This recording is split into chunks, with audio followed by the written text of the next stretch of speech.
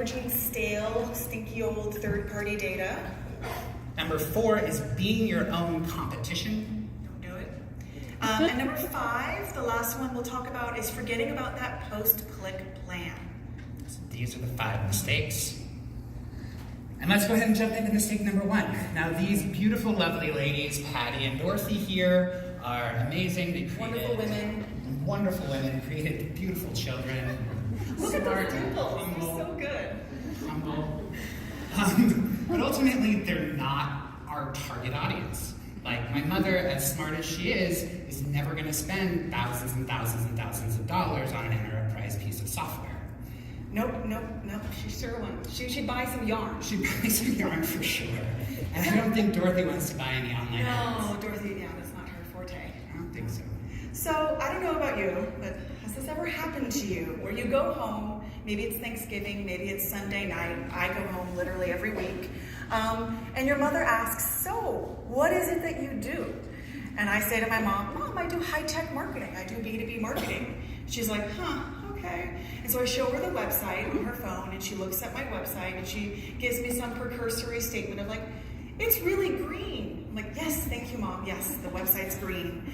And then like a day or two later, I get a message from her saying, why are all these ads following me on Facebook? Why are you serving me up all these ads? What are you doing? I'm like, I know what I've done. My mom has fallen into my basic retargeting pool, and I'm serving up impressions on her. Pretty sure she's never gonna buy, but. I don't think so. You never know. But ultimately, what we want to do is we don't have to retarget everybody that comes to our website. So what we can do is basically start looking at different targeting options and retargeting options based on the profiles of the people that are coming to your site. Yeah. We can look at things like company size, Seniority. department or function, or maybe you have a target account list for those that are doing account-based marketing. You could pour that into the system and only serve ads to those target accounts. yeah. Because then that would kind of almost filter out your mom, because I don't think Patty's company size is bigger than 1 or maybe 2 if you count it all. So what this could potentially look like is, let's say you are selling some cloud software and you're targeting a chief technology officer. And CTOs, they manage a big budget and they're always concerned about cost savings. So we make a nice ad for them that talks about 30% cost savings over the leading competitors. See how with Serve.io. And that translates into a nice white paper that talks to them about cost savings. That's a very nice targeted journey for that persona. And then on the flip side, if you're kind of in the same space and you're starting to target somebody who's like a senior engineer, you want to have a different message, because engineers like to get in and touch things and try things out. I'm not an engineer, but I'm kind of the same way. I like free trials. So when we're targeting a senior engineer, we're going to go to them and say, hey, get into our tool, start trying stuff out. Here's a free trial. You get 33 days. And that's something that I know at Segment we do a lot of. We like people getting into the tools and using them. Excellent. Another option is exclusion lists. We just talked about ways you can do targeting to narrow down the audience. Other options are exclusions to remove people from your audience. Yeah, so this lovely group of people is my company. It's I'm not in this picture, so we can't play Where's Waldo. He was wearing that shirt yesterday. I was wearing the Where's Waldo shirt yesterday, though, so you can't find me in there. But ultimately, it represents the fact that people from my company are on my website every single day. Mm-hmm. So if we're spending money retargeting people from IP address that belong to Segment, we're going to be wasting a hell of a lot of money. Yeah. So like for me, I have IP exclusions for my different offices across the globe, San Francisco, Utah, Dublin, London, because each office has a couple hundred people, and if everyone's served up an impression, you have to think that impressions actually do cost money. It's different than Google Ads, where it won't cost money until they click. Everything's built off of a CPM model, cost per mil. So if you think you have like 1,000 people getting an ad every single day, you're going to charge yourself $10, $20, and that'll add up over a month potentially to thousands of dollars, and you'll really start to see performance suffer. Yeah. So basically, keep them out of your cookie pool. Yeah, keep them out of the cookie pool. Same thing with competitors, and kind of a contradiction here is customers. You don't always want to exclude your customers, particularly if you're running like a cross-sell or upsell type of program. But I work for a software company. People log into the software through our website. So a lot of times people just type in segment.com, go to our homepage, and then log in. So we can actually put exclusions to say, if people go to our site and then log in, don't show them ads because they're already a paying customer. Unless they're not a paying customer and they're on a free trial, then show them ads. So it's kind of a contradiction. It's an exclusion, but it's also an inclusion. But really, it's just about not showing ads to your target persona. And unfortunately, Your mom. Your mom. Your My mom. Your mom. Doesn't have to get old, the mom jokes. Another thing to think about are frequency caps. So this is a lot of vendors, ad tech vendors out there, I think, have this functionality nowadays. But you don't want to serve up hundreds of impressions to the same person every single day. We recommend doing a frequency cap of 3 impressions every single day. Otherwise, you're liable to see the same ad for the bike that you searched on rai.com everywhere you go. And it'll get a little irritating, a little oversaturated. Oh yeah, I see the same ads for the same pair of shoes that I already bought. You're already wearing them. I am wearing them. Thanks for noticing. I talk about these shoes a lot. Anyway. So I wanted to share with you guys, this is a sample strategy document that we use with our clients. It is a little overwhelming, I understand that, but the idea is to think through what are the different audiences, what are the different personas, what are the different geographies of who you're trying to target, and then think through what is the message that you want each person to receive. So you can notice they have upper funnel, middle funnel, lower funnel, as well as a different tactic of different style of advertising they're doing, whether it be prospecting or retargeting, as well as the different personas in there. So they have C-suite, manager, and then generalize everyone. Yes, it is a little bit of work on the top of the kickoff of the campaign, but your end results will be better performance, ideally more conversions, more dollars at the end of the day.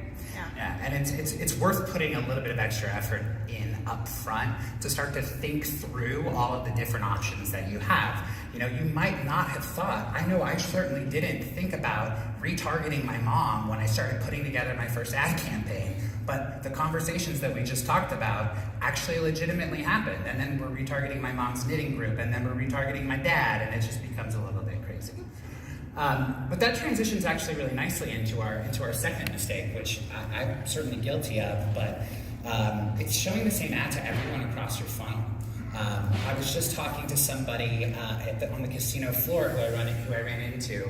We were talking about how sometimes there's this disconnect between being a B2B marketer and being a human being. Like if you meet somebody on the street or at an event and you talk to them and you introduce yourself, and then a couple months later you meet that person again and then they reintroduce yourself, for me, it makes me really angry.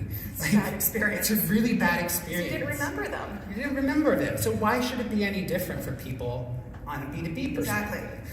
You know, if I go to your website and you're saying, hey, why don't you meet AdRoll? And then you come back again and you say, hey. The ad roll. And then, you know, they're in sales conversations and you're saying the same message, it becomes obnoxious. No offense to AdRoll, but Thankfully, we don't do this. That's just my example. So the way we can combat this is by segmenting the audience by life cycle stage. So there are vendors out there that connect nicely to your CRM or your marketing automation. And if someone's either in top of funnel, middle of funnel, or bottom of funnel, you can serve up a different ad and different pieces of content based on where they are. So maybe for top of funnel, you want to do things that are about the brand and about explaining the category, like reports and articles. And then after they visit the site, maybe they're engaged with the sales team. Maybe you serve up an ad that's all about trying that, free trial or requesting a demo. And then once they get deeper into the conversation, you can serve up ads all about case studies or pricing details to help move them along and have an actual conversation with your prospect. Don't just tell them the same thing over and over again. Right. Like no one wants to be forgotten. No. And you wouldn't expect that in like real life either. So why are we expecting it in online advertising? But this is a really cool example that the customer of Jessica's has done to help to. This is one of our customers, Tracker, and they are doing at the very top of the funnel, Tofu, more of a brand message. It says Tracker powers influencer marketing for beauty. See how. So it's more about describing the category, explaining what it is that Tracker actually does. It's an influencer marketing tracking platform. Then once you visit the site, you receive this ad for the Insights report, all about 2019 insights. And then potentially once you engage with a sales rep, you get a guide to how to build influencer marketing in-house.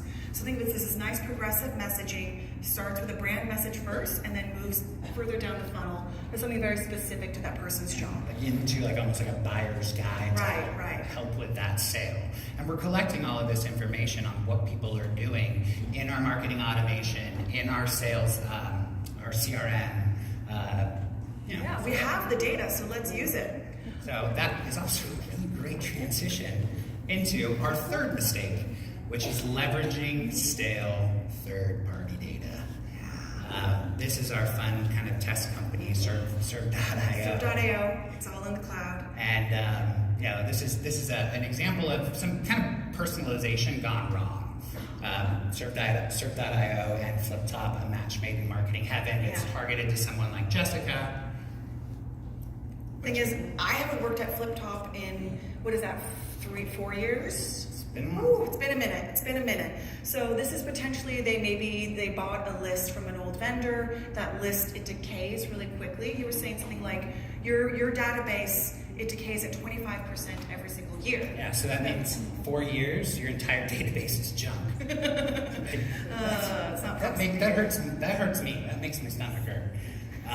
But I'm seeing this a lot too. I recently switched jobs, so I'm getting targeted for a lot of ads talking about, like particularly in B2B settings, talking about my old job. And that's a bad experience for me. Like, if I was talking to a friend and they're like, oh, how are things going at Comcast? I'd say, well, you're an asshole because I haven't been there for 4 months. Sorry, I told myself I wasn't going to curse so much. It's all right. Sorry.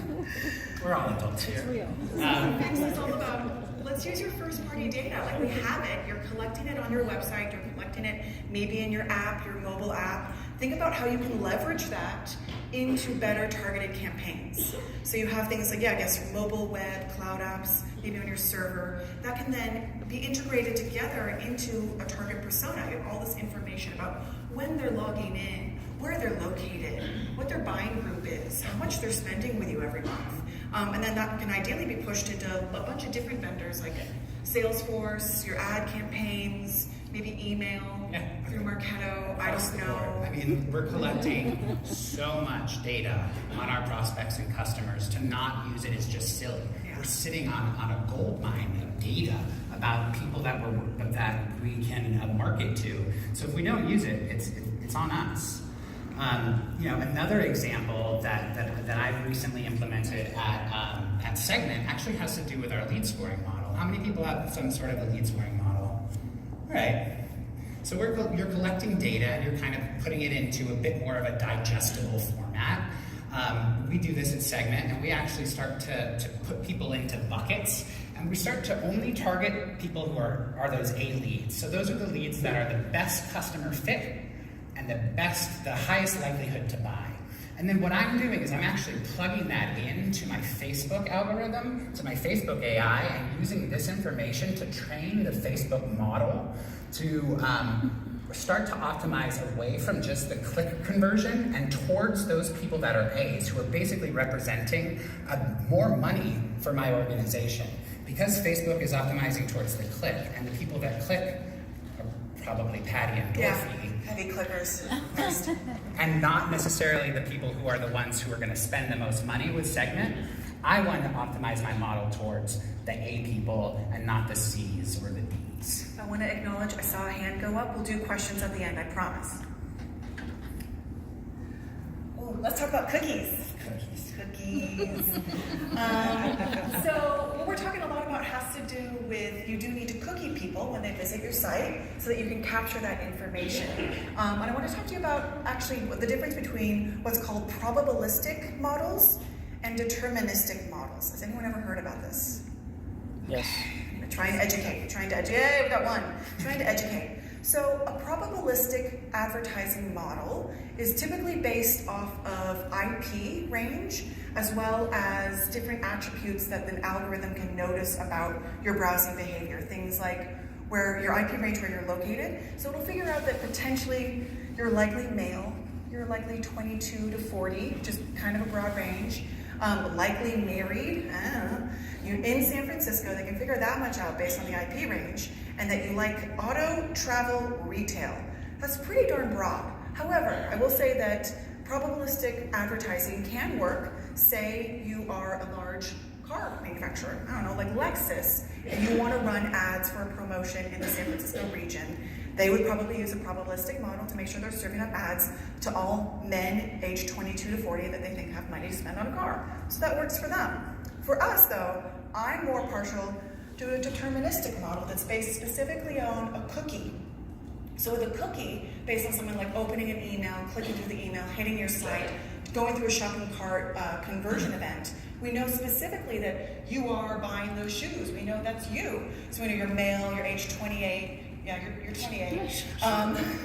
You're married, you have 3 children, you live in San Francisco, you use a Google Pixel for your phone, you love House of Cards and the CW.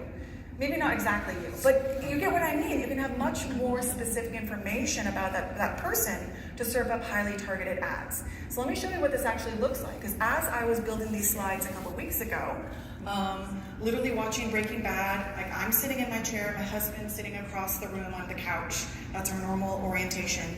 I received these 2 ads in my Facebook newsfeed. The Carhartt jacket, that is because Facebook or the ad server thinks I'm my husband. My husband shops a lot for outdoor gear, and so Custom Ink is like, hey, you might like this Carhartt jacket.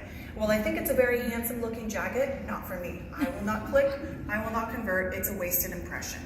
The other ad though is that Pharmacy Honeymoon Glow AHA Resurfacing Night Serum. So what happened there was Sephora sent me an email, as they're liking to do it every single day, and I opened the email, because I do, and I clicked through and I took a look at that Honeymoon Glow Night Serum, and I put it into my shopping cart, and then I said, stop it, Jessica, stop shopping, and I closed the cart and I went on and I worked more on my slides. And literally, like within 20 minutes, I got the ad in my newsfeed, because that is a cookie-based ad targeting. So you guys see the difference between the two? I didn't actually buy that one. I bought the Drunken Elephant Night Serum. Love that stuff. So you're saying advertising doesn't work? Ideally, this illuminates for you the difference between what you can do with cookie-based advertising versus IP-based advertising, and it's all about like the algorithmic model behind the scenes. Yeah, and I mean, there's definitely, as you mentioned, with like the Lexus example. Yeah, that can work. It can still work. Exactly. Who here works for Lexus? Anyone? No. Okay. But even on like account-based marketing, because you're targeting such a large group of people, you probably want to do more of a probabilistic and IP-based as opposed to a deterministic. Sure. Or maybe a mix of both. Cookies are ready. There weren't enough gifts in this presentation, so our 4th mistake is actually being your own competition. And this is definitely a mistake I've made over and over and over and over again. Yep. But I don't know if anybody has like Ghostery to look when they go on a website to see how many pixels you're actually getting when you hit it. It's something to check out if you don't have it. But you can see just how many pixels are on a website and how many different places. And so let's pretend with our awesome site we've got maybe Google, maybe LinkedIn, maybe some Facebook, maybe Criteo. You have all those pixels on your site, tracking all the users, and you're running ads with all 4 of them. This can get problematic, and we'll explain. We do acknowledge that there are a lot of display and programmatic advertisers out there. This is from what, 3 years ago? And I'm sure it's probably both ebb and flow, like grown and because there's some people in there that I know aren't around anymore. We worked for 2 of them, I can see it. I know, right? I can see those too. Little branding too. But I know that when I was working for an ad tech vendor, one of the things we always said was like, try us out. Go and put it on your website, use us. But what we didn't say a whole lot of times was like, make sure you're not using other people, because you're going to start cannibalizing your own budget from within. And Jessica's got a really good slide after this one. So the way to explain it is that maybe LinkedIn does a specific type of advertising, like the lookalike audience. So you have a lookalike type advertising with LinkedIn. And then on Facebook, you're doing women aged 35 to 50. And then via some other vendor, you're doing women interested in bodybuilding. This is basically Inga Romanoff. I don't know if she's in the room. And what happens is there's an overlap between those 3 cookie pools, and you'll wind up bidding extra money on the people in the center if you don't do proper exclusions between the vendors.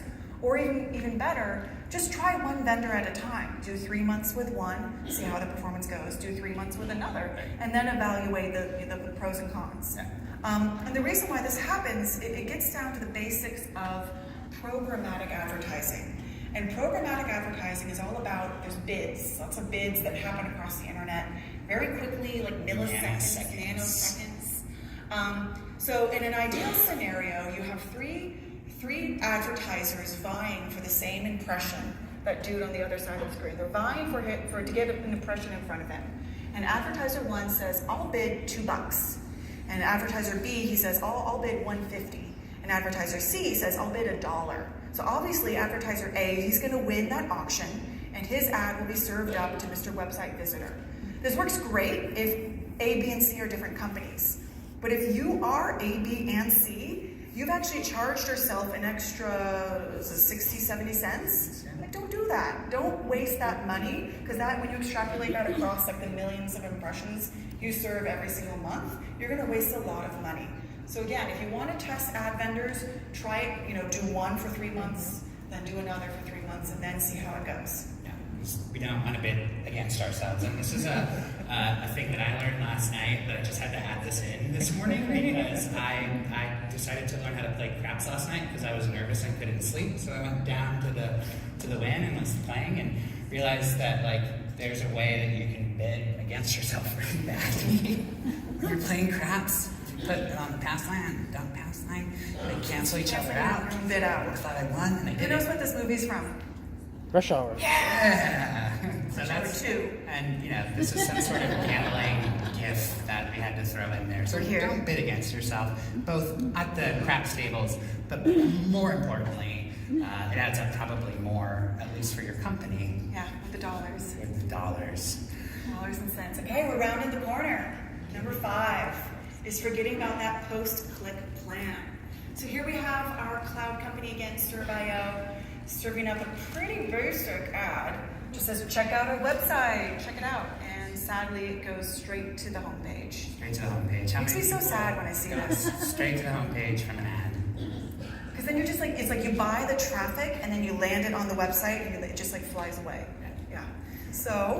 So we really want to try to avoid that. So this is something that I've implemented at Segment. So a lot of our advertising, as I've mentioned before, is trying to drive people towards those demos.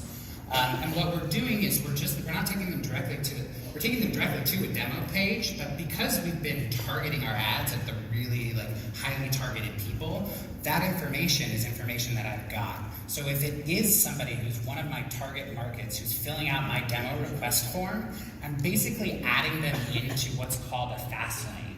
So they fill this out, we see that it's them, and it says, hey, guess what? You've qualified to get the fast lane, right to talk to our sales team. Don't worry about going into our CRM, letting our lead routing rules do it, and then maybe an SDR picking up the phone or maybe a day later. No, this is actually linked to the calendars, round robin linked to calendars of SDRs, and they are incentivized and penalized if they don't make those calls, but they are incentivized to actually follow up and make those calls. So if we're gonna do this highly targeted ad and drive them to our website, we wanna make sure that if those people are engaging, that we pick up the phone and talk to them. Because like I was saying before, we're driving those highly qualified, the most valuable leads in our funnel to these demo request forms. So we wanna have those conversations as soon as possible. The other thing that we do on the Segment homepage is engage with people via live chat. And I know that some people have mixed feelings about live chat, but it is an interesting channel to explore. Yeah, There's it's a a lot way of to have really more human conversations. Right. That's what I think we're also getting at, is ensure that the experience that someone has on the internet should mirror how you would talk and explain your proposition and your product in live. Right. And if it is those target people that you want to come to your site, why don't you start talking to them? They didn't necessarily click to sign up for the demo, but we can still talk to them. The other thing is that if they do sign up for a demo or download some content through a gated form, let's use Marketo to talk to them. and talk to them with that first party data that we've been leveraging. So if somebody comes into my database, I've got this really beautiful nurture, so I can start talking to them based on who they are and having those different conversations. These nurtures actually, once they finish through the first flows, the first streams, they actually go into later stage nurtures, so that we can have more intelligent conversations with those people once they hit the site. It's a beautiful engagement stream you have there. And if you notice, it's split by persona. Yeah. It's pretty cool. Yeah. So putting this all together, this was a campaign that I put together in 2017 timeframe, back when I was still part of the full AdRoll business unit. So it's all very blue compared to my new Rollworks green. But we did this prospecting ad with a personalization token in the ad. So this was basically anyone that was on my target account list of a specific persona would receive this ad at the very top of the funnel saying AdRoll plus segment, we're a match made in marketing heaven. Let's chat. We wanted to talk to them right away. So they would maybe click that ad, hit the site. Sadly, sometimes they abandon. So then we could retarget them with an image of our sales rep. This is Dale. She's actually my carpool buddy. So then now they've moved into like a sequential messaging. Now we're retargeting them with Dale's face.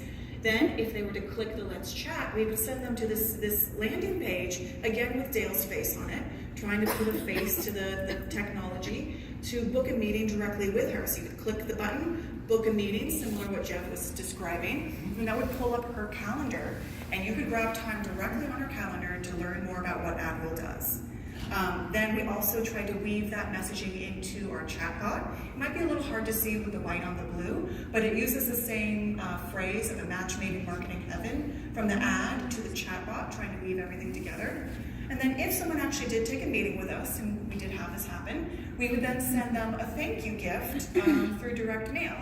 Again, trying to weave the whole theme together. This is all about building better campaigns with AdRoll. It was a really fun little poster that we put in like a shipping tube with a thank you note saying thanks so much for your time. So we want to acknowledge that they took time out of their day to speak with our rep. Want to give them something in return. Yeah. So this is a nice cohesive campaign. I've actually redone it, but in green. It's slightly different. But I loved how this one turned out. This is such a great example of really pulling in and kind of thinking about things after the click. Mm-hmm. You know, it's really incorporating all of these different types of channels. I wish we would have just like lied and thrown an email in there too. Sure, there were emails, yes. That really starts to throw in all the different channels that we have access to. But it's really what we should be doing as marketers. And I think it comes back to what we were talking about at the top of this. It's just like, let's start talking with our prospects like we would talk with our friends. Let's think about how we have that intelligent conversation, not just on the phone, but on the internet. All and the channels that through you're email. And, you know, direct mail, that's the cool, hot, new thing that is old, but is now new. So I love direct mail. Anybody wants to send me direct mail? I love gummy bears. Gummy bears, okay. And cookies. Okay, so now for our conclusions. So we started at the top of the hour with the 5 mistakes we've made with digital advertising. And just to summarize, we can wrap it all together. We'll talk you through how you solve them. So So the first one is, don't retarget. Come on, segment your audience. Go after your target persona and those people that you want to be driving to your site and engaging in those conversations. Don't waste your impressions on people that aren't interested or aren't going to buy. As much as we love your mom. Number 2 is use that first party data that you have. You're collecting it, it's there. People visit your site, they interact with your product. Think about just how you can translate that data into your advertising campaigns so you're telling a story that mirrors their journey with your brand and with your product. Yeah, because we all are sitting on, like I said, gold mines, mounds and mounds of data, both online and offline data that is being captured across all of these systems. So let's use it and like be smart about how we use it. The third one is build progressive advertising. I have it's the damn shoes that follow me around the internet that I've already bought. Like send me some ads for some shoe cleaner or like a cute, I don't know, something. Like a belt. Yeah, a belt. That's excellent. Yeah, that'd be cute. That'd be great. Think about that from a B2B perspective and start to target people based on where they are in your buying cycle. Don't bid against yourself. Save yourself money, save your CFO money. Not only is it just a bad idea just to waste the money, but you'll actually have performance decline if you are bidding against yourself. So just think about how you want to segment the audience, how you want to test. Maybe you just run with one vendor for a while. But just certainly don't try to have all the pixels on the website at the same time. Yeah, let's list those things down. And as we were saying, keep the conversation going after the click. You know, it's a great goal to get people to click and go to your site, but then if you get them to your homepage and you just are like, oh, and here's our homepage, it's not that engaging, it's not that great. We've got all this data about you. Let's use it the same way before, after, during the click, and even beyond. You know, I think it's a good conversation. Yeah. I mean, we're obviously pretty well versed in digital advertising, but I like to think that we are full funnel marketers. So think about how you can use all the channels at your fingertips, the different levers you can use. Yeah. The email, the website, the direct mail, the in-person, the field events.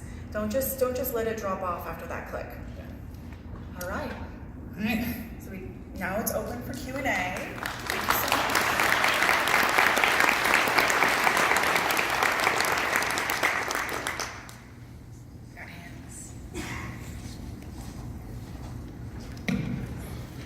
Thank you, Jeff. Thank you, Jessica. Question for you. Wow, this is loud. The conflicting ad buys. We do pre-targeting and retargeting in two different departments. Like Demand Gen uses a pre-targeting tool, and then my web guy does Google AdWords and does retargeting. Do you think I'm fighting? Yes. There? Okay. Yes. I'll because one vendor reevaluate. might not be cooking. Do you have the pixels across the entire site? Let's talk after. You might be. Yeah. So Thank you. The way to keep that clear is if both pixels were across the entirety of the site, so both vendors would know everyone that visits, so that one that's doing the retargeting could acknowledge that this is in fact retargeting.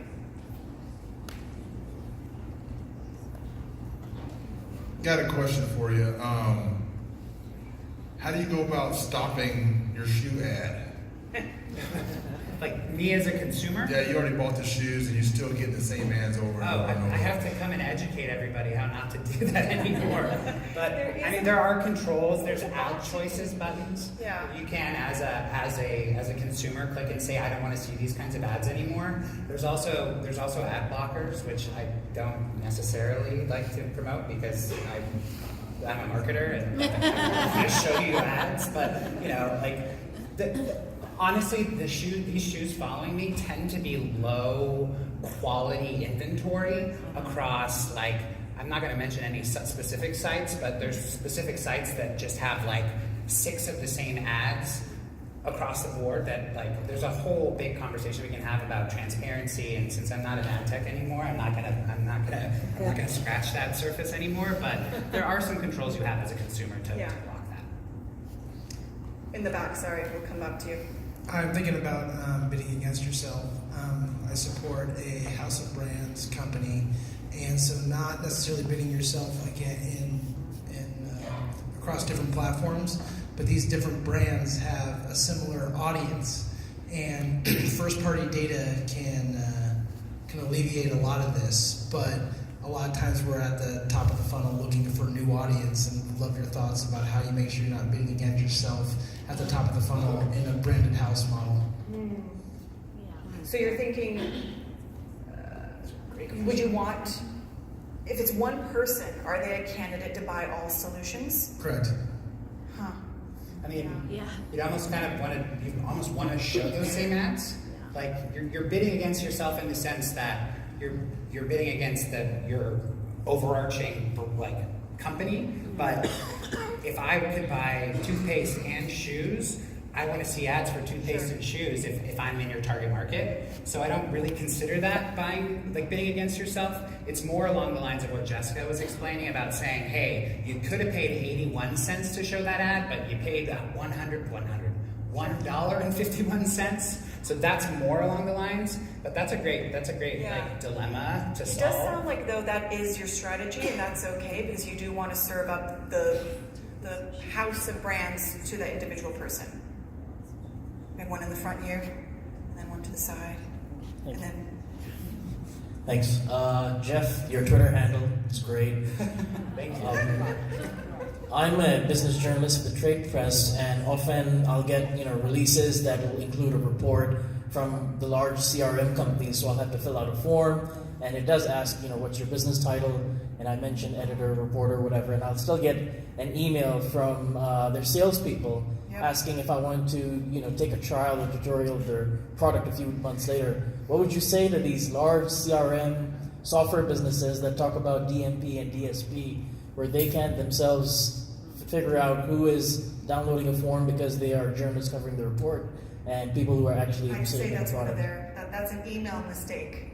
Yeah, and also, I run marketing ops for a much probably smaller company than the one that you're alluding to, but there's also part of me that there's two sides of that. There's one that we want to get the good leads to the sales team, and there's the other side that it's hard to just say, you said you were a reporter, maybe you're showing some of the other signs because you're downloading content. You actually are demonstrating behavior that's actually relevant to our salespeople, so I want to get you to them because I'd almost rather have them get to you and if you were a potential buyer, than to just have you sit in my database and not do anything. So I apologize on their behalf, but I kind of understand, but they could do a better job.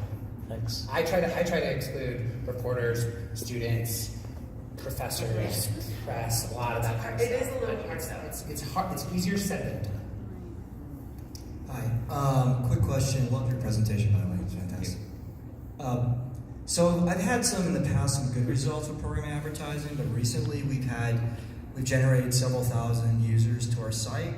Targeting certain accounts, we got all excited, but then we determined that traffic had 100% bounce rate and coming from a small town in Oklahoma. So I don't know if you've run into that with other potential clients, customers of with program advertising where. So sorry, you're doing a targeted ad buy, Right. yet it's still coming from Oklahoma? Right. That seems like a mistake somewhere in the system. Yeah, I would go directly to your vendor and say, hey, this seems kind of fraudulent. What can we do? And work with them directly. Okay. Yeah. So you haven't really seen that much, I guess. I mean, I have. There's stuff that happens, but that's something that when I worked in ad tech, that we corrected immediately. And if I, on my side as being more of a client, saw that happening, I would immediately go and say, what the hell? We're not targeting people in Oklahoma. Yeah. Why is it? Where's this coming Yeah, from? where's this coming from? Yeah, hi, very nice presentation. Thank you. So, on leveraging the first party data, you talk about customer fit. So, is it based that customer fit is based out of any conversion metric, or is it like you have this segments and you're looking for lookalikes of the segments and then you define that metric?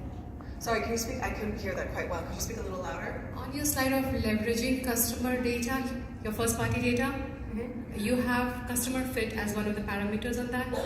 So I was thinking that customer fit is determined out of a conversion metric, or you have segments that you're looking lookalikes for to define that. It's a mix of both. Yeah, it's looking at long-term customer value. It's looking at conversion rates based on channels. It's looking at I have a really amazing analytics team that does a lot of stuff that I don't necessarily understand, but it's looking at how much money are they going to potentially bring to the business, how quickly are they going to convert, and how long are they going to stay as customers. Hi, quick question. What's your point of view for B2B companies using cookie retargeting in Facebook? I think it actually works. I mean, we are on Facebook. If we're not, then we're not. But I'd say in my own, I call my house account campaigns, my Facebook ads are actually some of the highest performing. And they do give me their work email. I will say I am testing a lot of LinkedIn lead gen forms, and those give me the Gmails and the personal emails. But it'll be the right company, but the Gmails and my sales reps always balk at that. But it's all about the different channels get you different types of leads. But I do believe in Facebook for B2B. Over here. Questions about great story.